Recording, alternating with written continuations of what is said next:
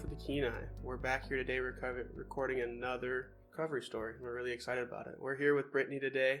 Britney is a marketing consultant at KSRM. She's been sober for 5 years now. She's a mother of 5 and a wife.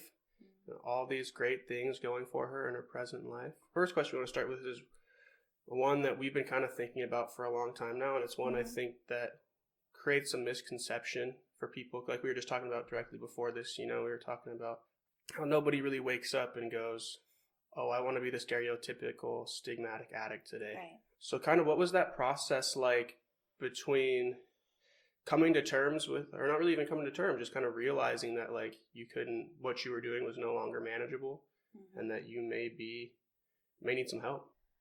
Well, I guess it just stems from my childhood, and the way I grew up, and that I guess, drinking and partying was just kind of what my family did all the time. Monday night, Wednesday night, Friday night, Saturday night. My parents played darts. They drank a lot. We were always having parties at the house. I was the oldest of 4. I was the one, was kind of sneaking over and taking a sip out of the beer. Or I actually have a picture of me standing up on a chair. I was like 1.5 years old, chugging a beer, no clothes on. So that's kind of where it starts for me. It was always around. It was always there. My first little run-in with drugs was when I was like 10 months old. My mom found me in like a big plate of cocaine, and it was like all over me. And so I guess it was just part of my bloodstream. Like it was just always around. I just couldn't escape it, kind of. And then as I got older, a lot of other things had happened to me. I was molested at a very young age. Started when I was about 7 and didn't end until I was like 11 by a male cousin and then a female aunt. So I kept that all inside, right? I kept all that inside. I was just this little bundle of shame walking around, you know what I mean? So I did everything I could to not feel. At 12, I started sneaking out. I started drinking. I started smoking pot. Started having sex. Basically, I didn't want to be me. I didn't know how to live in my own skin, and so I would drink and drug, and it lasted for a very long time. Yeah. Yeah, no. Where it begins. That's the beginning. So. Yeah. So how long were you in your active addiction? Well, as soon as I took that first sip at 12 years old, it was just like I was off and running. So, I just quit 5 years ago. So I guess at 28, so I don't even know how many years is that? Like 12, 13 years. From 12 to 28. 12 to 28. Yeah, 16 years. Yeah. And it didn't stop in between there, multiple, DWIs, driving my license revoked. Got my kids taken away. That was kind of my bottom, my rock bottom. Getting my kids taken away was kind of what did it for me. But, lots of crazy, really bad relationships. I got into sex trafficking. It was really, really dark for a long time. And I just think it's amazing how God works, because today, here I am, mentoring these women and these children coming out of sex trade and working with Priceless and being able to give back. It's pretty amazing. Like you guys For some people who don't know, can you kind of tell us about Priceless a little bit? Priceless is an organization that helps men, children, women get out of the sex trade, gives them resources, healthy places to live. They actually work with law enforcement and help get these people out of these situations. It's an amazing organization. I think one thing that also is similar to addiction in that it has a lot of kind of mystery around it and a lack of understanding is human trafficking. Yeah. Because I think, like we've talked about, people fail to recognize kind of the complexities that are involved in addiction. Right. It just gets lumped into one idea that someone is like robbing homes and like doing a bunch of drugs and have a needle hanging out of their arm, and there's no in between. And there's like a lack of understanding there. And I think the same thing it goes for trafficking. They think it's like only some like in some dark pocket of Mexico with a bunch of cartels. It's literally happening right here, right now. And that's, I think, and people say that just like people say that there's, a certain amount of addiction all over, and you can see the addiction a little more. Right. But you also, I think sometimes we don't see necessarily how prevalent addiction is because it's such a hidden thing that people try to keep behind in closet. So however much you're comfortable, I would be really happy to learn, what did trafficking look like here in your experience? What does it kind of seem to look like around here or in other communities that aren't in the deep pocket of Mexico, right. Yeah. Well, it just kind of started with, me being just sad and lonely and, looking for, that person to love me or take care of me or, and that's kind of how it started. It was like, not only was I drug addicted, but I had no money, nowhere to live, nothing like that. And somebody just messaged me on Facebook a few times here and there and was like, hey, you're beautiful. I'd love to get together sometime, and then me being who I was in that moment was like, okay, yeah, let's do it. He's being nice to me. He's treating me good. He wants to buy me gifts. He wants to take me to eat. He wants to, let me stay at his house and take care of my kids. And, and before I knew it, I was living a nightmare with my kids there. It was a nightmare. So, they say that there's, you don't think of like underground sex trafficking, here in like Soldotna but it's around and, and I still to this day have to protect myself. And I know that, a lot of people will tell me like, Britney, I can't believe you still live here. I can't believe you're in this town and you don't, walking around like looking behind your shoulder. And it's because I am clean and sober and because they're not going to mess with me where I'm at in my life right now, but that's kind of how it started for me, just thinking that there was somebody that was going to help me and take care of me. And then before I knew it, I was stuck.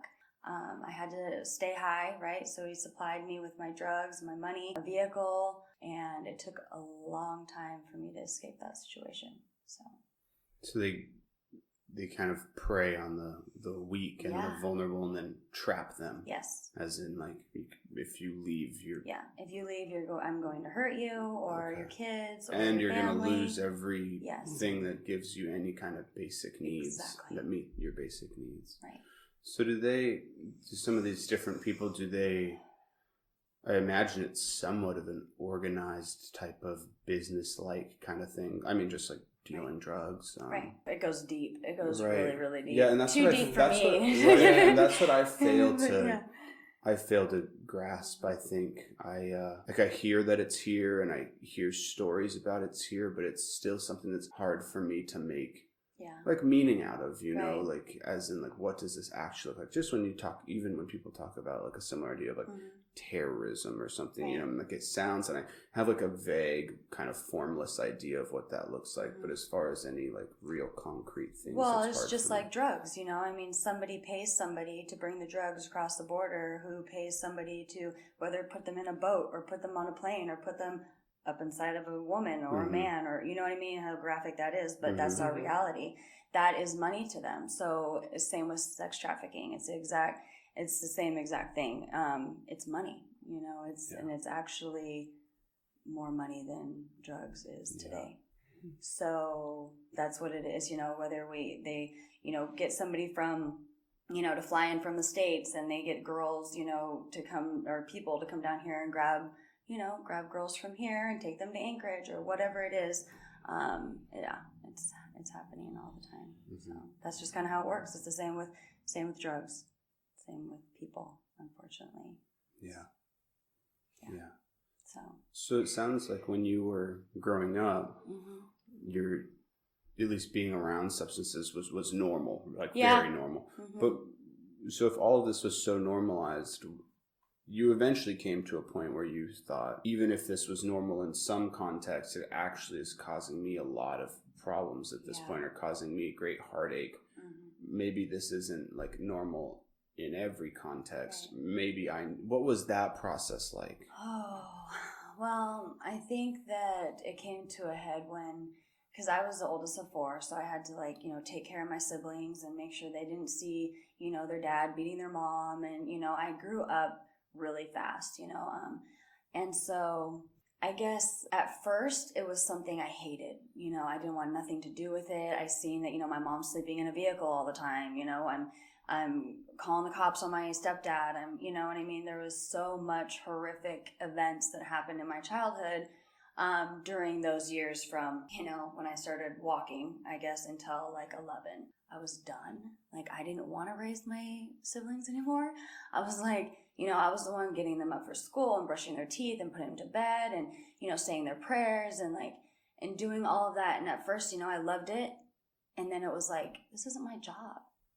I don't want to do this. You know what I mean? And instead of taking that healthy route, I wasn't healthy myself. I had so much pain and shame and resentment that I naturally just wanted to drown out. So it just ended up being that way, So I don't know if I answered your question. Yeah, I think I definitely understood where you were starting to experience a lot of resentments, and I think that those resentments, make sense. So 5 years ago, you got sober though. What was maybe the 6 months or a year before that? I guess my question is, when were you? Because at some point you're doing drugs and alcohol, you're trying to drown things out. Right. Is that whole time you're telling yourself that I have a problem?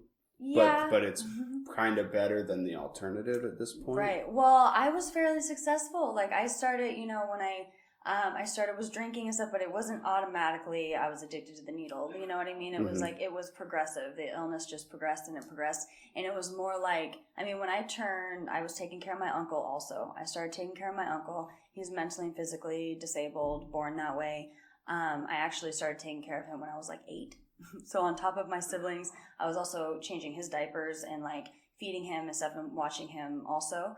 So when I turned 16, I was told I could get a job. I could get paid for that. Yeah. Probably a little more enjoyable job. Yeah, and I started working for Frontier.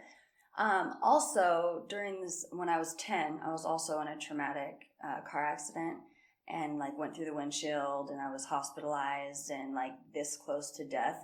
So I also struggled a lot with learning stuff and being able to retain information and my short-term memory and all that too. So there's that trauma on top of it. So, but I started working and I, got my driver's license and stuff like that and making really good money. I worked for Frontier being a PCA. So I started getting my stuff together and just kind of partying here and there. So at 16, you don't really think you have a problem. Right. At 16, I'm just this is a normal thing. Drinking every once in a while with my friends. I have a good job. I had a, you know what I mean? I was doing well.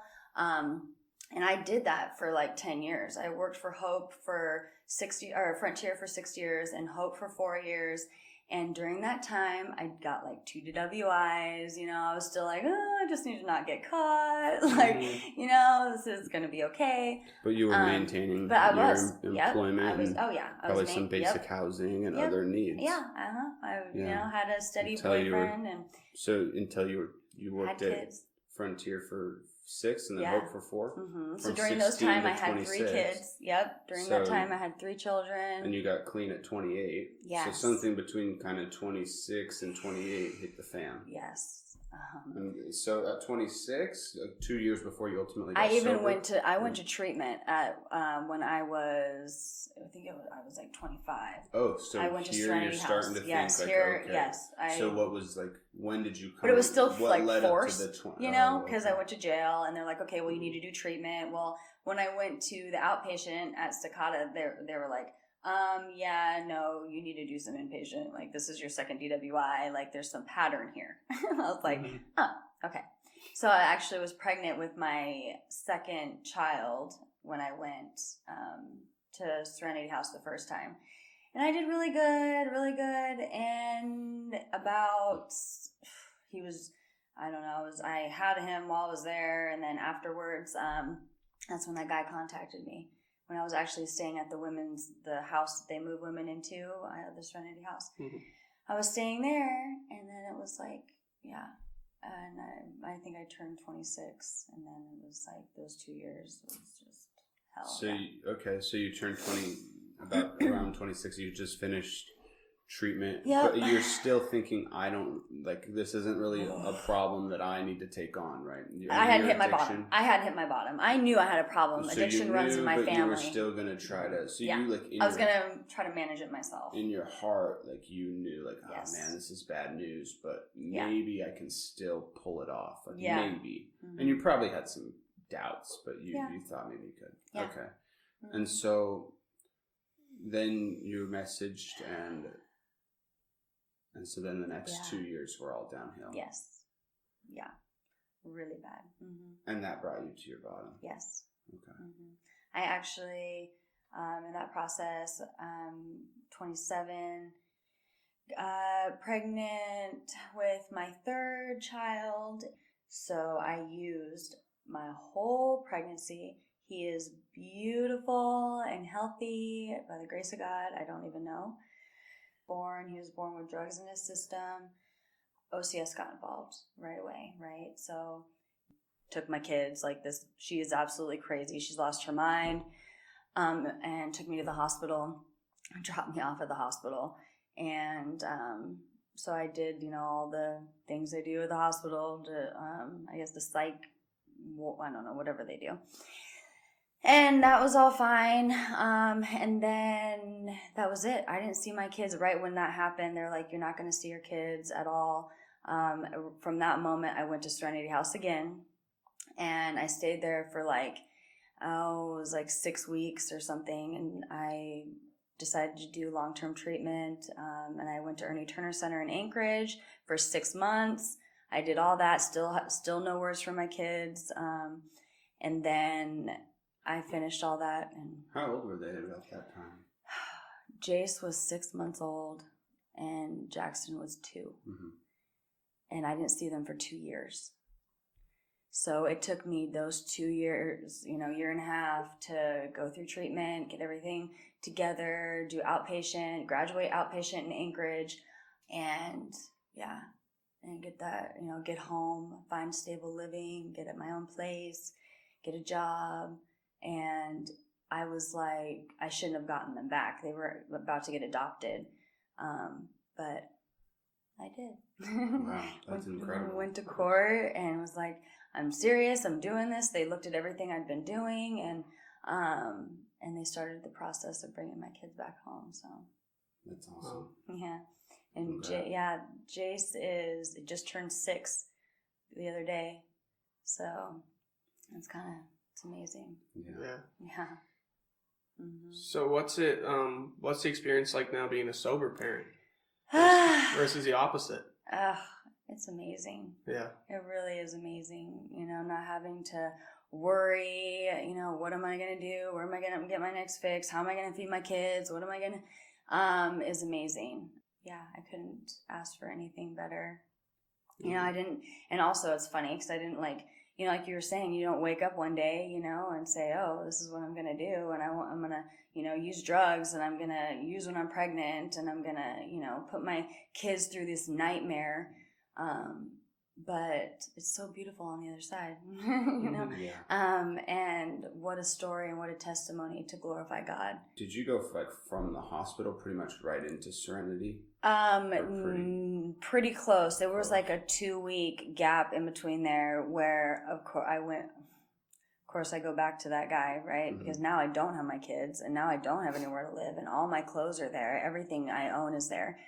And so I took off and left, and then called Serenity House. I went over there, and Sherry over there, she was like, well, I don't know if we can get you in, because, they want to make sure people are serious. They're not going to hold a bed for you if you're not really serious. And I was like, I'm serious. I need to get in right now. And she's like, okay, you know what? I'm going to give you 1 hour. Go get your stuff and get back here. And I think it was like a test, I swear. It was like, you're going to give me an hour to go put another needle in my arm? I really, you know what I mean? But I did, and I left, and I went and got high again. I was like literally there like 30 seconds before, and she was like, "Oh my gosh, you made it." I'm like, "Yeah, I'm here." Like, and I just knew it was over from that moment on. Like, I just knew I was done. I couldn't do this no more. Just completely broken and at my bottom. I was done. I remember driving on the way there to Serenity House, and she was like, like, "You don't ever have to do this again." That blew my mind. Like, oh my gosh. Like, I don't ever have to do this again. I don't ever have to harm myself. What was it like attempting to like access those resources as compared to kind of what you were expecting? Was it a little bit more challenging? Was it easier? And how were you feeling during that process? I mean, that's got to be a hard acceptance to come around to. Were you still kind of bargaining with yourself? Oh, no. Like, I'll do it. No, you're done. I was absolutely done. Yeah, and okay. I took every single suggestion. I did every single thing. It was good that I was at Serenity House as long as I was waiting for a bed, because I had that time to, like, my mind heal and work through the steps. The steps are really what did it for me. When I was able to get through those first, 4 steps and surrender and tell somebody else all these deep, dark, sick secrets. I mean, I didn't tell anybody that I was molested until I sat down with my sponsor, ever, that entire time. Wow. You know what I mean? Never told my parents, never said nothing to anyone. So it was like, when I did that, it was like, oh, this is what freedom looks like. I was just in chains inside of myself, and just could not breathe until I did that. And it was like, when I finally spoke everything to the light and got all those secrets out, it was like, I'm unstoppable. like really?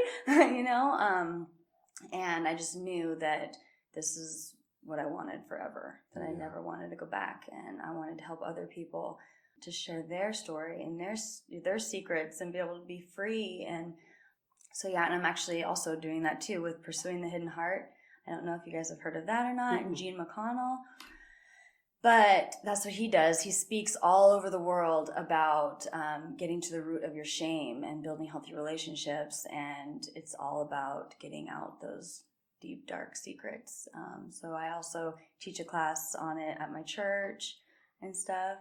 So helping people do that is just so much freedom, and not having all that stuff inside. So that was a big turning point for me, because I'd never done that before. The other times I went to Serenity House and worked the steps, I was like, oh, I'm not sharing that, not sharing this, having those little reservations and things that, I can't tell nobody that, I can't. And so that was what did it.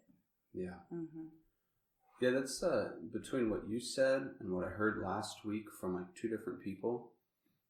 It's kind of been like right in front of my face this whole time. I just haven't like grasped it in such a simple way. It's like someone said, and we've heard this before, right? Is that it's that the drugs are kind of they're like ultimately just a symptom of everything else, know. And I've heard that. But then I kept trying to think, like, what exactly, like, is it? And I think, like, the basic idea is, like, the overall disease that causes this is, like, an immense amount of hardship or trauma. Pain and trauma. That it comes along. Yeah, and shame. Yeah. When I was a little girl, my favorite thing, I loved to dance, and I loved to sing, and I loved to play softball, and, I had all these things I loved to do. But it didn't matter how much time I spent on the ball field, how much time I spent up on stage dancing, it was like, I still had this shame, and I still had this, I felt dirty. I felt gross. I felt nasty. The first time that I was molested, it was like, I am damaged. I am no longer a good person. What's hard about that is, like, unless you talk about it or you come around to it, there's no way to, like, redeem yourself, right. Like, and this is a trivial analogy, but I guess it's in contrast to this idea. Like, if you fail at like some kind of task or some kind of whatever that be, whatever goal it might be. Let's say you want to be great at dancing, like you're going to do it as a sport. You may have times where you fail and you think, and you're like, I am an awful dancer, and maybe at times you're even like, oh, because I'm so bad at dancing, I'm an awful person, you know. Like right. But there comes a time where you can kind of redeem yourself, like you can kind of practice, you can kind of get a little better, and eventually you probably just aren't going to feel that much, like But like with what's going on with a lot of the trauma where people are abused is that there's no, like, you can't unabuse yourself, you know, right? And you can't like, oh, I'll try this again, like a sport or like a skill. The only way to come about it is to, like, as you said, like pursue that hidden or feel loved, you know, in a different way. Like, I was so confused about what love was. You know what I mean? Okay, well, he must love me because this is what he's doing to me, or you know what I mean? I was so confused about it that just. I think that maybe if I would have had somebody I could have talked to, or, you know, but there wasn't, you know what I mean? Everyone was drunk all the time. Yeah. So it was like, there's no way I could mention that to anybody or tell anyone, you know, and then I don't know. If I would have had somebody, maybe it would have been different, you know? I don't know. Yeah. And I think we look at like treatment and we say, okay, we're going to get this person sober, because I think it's hard for people to address those other things, what are causing the problems, right? They address like the abuse when they're using a lot of drugs. Right. You know what I mean? Yeah, you got to get sober first, So the first part, because what we've heard over time is that like the first part of treatment is like, Operation Don't Do Drugs. You know, I mean, it's not Operation Heal Your Heart quite right away. Right. It's like, I mean, maybe you do a little bit of that from time to time. It's like don't do drugs. Yeah. And then there comes a time where like really, and that's hard, but what really gets to like making changes is when you start to address those other things. Yes. What was that timeline like for you when you started to like, you're not doing drugs, and then there comes a point where you're like, okay, I think there are other things for me to address right now. Well, it wouldn't be the first time through treatment. So, right. You know, because I just wasn't there. I wasn't there yet.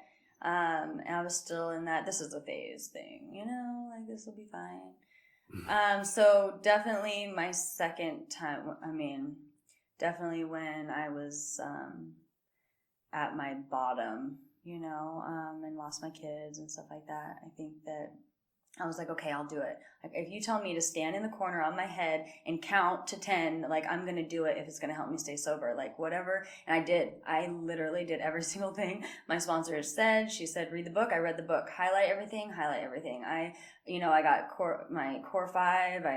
Every single thing she told me to do, I did it. And I got on my knees and I prayed every single morning and every single night. And it was like, okay, like that's what helped me live. Like I listened to everything that she said. She had, 22 years, a beautiful life, you know what I mean? And she got up there and told my story. And I was like, like this.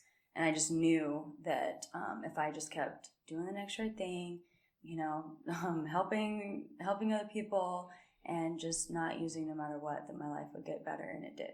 Mm-hmm. But that's where it started. I was just like, I will do anything. Whatever you tell me to do, I'm going to do it because I want what you have. Mm-hmm. So, yeah. It's really cool. Because, listening to your story, that's like the first time. Because this is kind of off topic, but it's okay. I coach wrestling too. So we see just like the things about like learning and role models and stuff like that. Like, it's cool because like, the first real role model you had was like 100% commitment. You know what I mean? And like, that's kind of what it took, you know, like, and I think that just speaks to, how important certain people are in our community, like teachers, anyone who's outside of like this toxic environment that may be able to see something and be like, maybe that person needs to talk to someone, even if it's not that's you. That's what it's all about. I think, you know what I mean? Being able to, like with my daughter, for example, my stepdaughter, she comes from a horrific childhood as well. She's 12, but like, her parents in and out of jail, her dad, my husband, also has 5 years. But, before that, she just had a horrible upbringing, all of drugs and alcohol, and passed from this house to that house and molested, and you know what I mean? And it's like, look what God does. Like, I get to like minister to her now. I get to talk to her and tell her, hey, you know what? I went through those things. Here she is, 12 years old, telling me everything. You know what I mean? She's not holding anything inside. She, is being honest about what happened to her. And I'm like, yes, like, yeah, I get to do that. I get to sit with her and I get to love her and I get to say, it's okay. It's not your fault. And she has a chance, right? Like now she's only been with us for 2 years and she has a chance now at a different life, and it's because of my crazy, shame, traumatic past that I get to relate to her and help her through her life. So it's pretty amazing. It is amazing. Yeah, that's very profound. Yeah. And that's what God does. So. No, that's awesome. It is, literally every single part of my story and my past, I am doing something with it today. You know what I mean? Whether it's through Priceless and me being, trafficked and, with Pursuing the Hidden Heart and helping women and men and get to the root of their shame and their trauma and telling their stories and, working the steps with women and having, sponsees and, being able to be here for my daughter. It's like, it's crazy. It's God's plan, right? It's like, everyone's like, oh, why'd God do this to me? Why am I in this situation?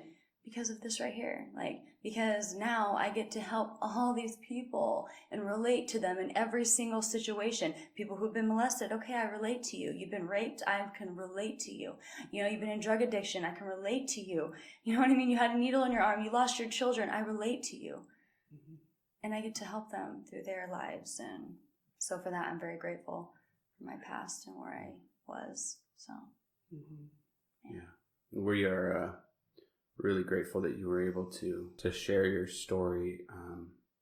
One of the things that is evident is some people who are facing addiction today or who are close with people who are, is that we can look at treatment as hopefully not just a place where you stop doing drugs or alcohol, but also where you can address those hidden things that are hurting people so much.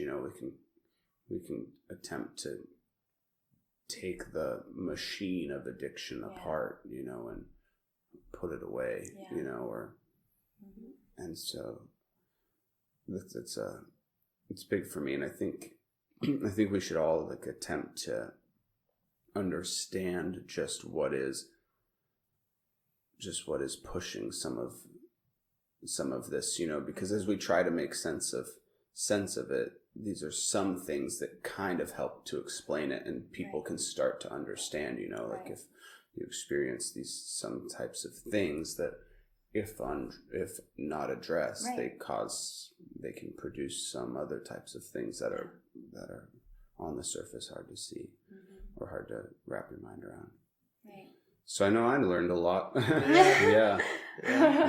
I think what shines through for me personally, just in this experience, is and I think for people who aren't necessarily firsthand in addiction, but may have loved ones in addiction, or just in a community-wide sense, hearing stories like yours is we see people and we're like, no, it's hopeful. And it may not be now, it may not be tomorrow, it may not be a month from now, it may be 16 years from now, but there's hope always. And if you're listening today could be your day. Yes. It could. Absolutely. There's hope out there for people, and there's things and entities in our community that are willing to help you get there. And open up, open up and be honest and truthful about your past and what's happened to you and the things that you've gone through. Because that's where it's at. That's where the healing comes in, and that's where God can truly work in your life, is when you get everything to the light. So there's hope. And if you're listening today, you can... Serenity House is located at 245 North Binkley Street, Suite 202.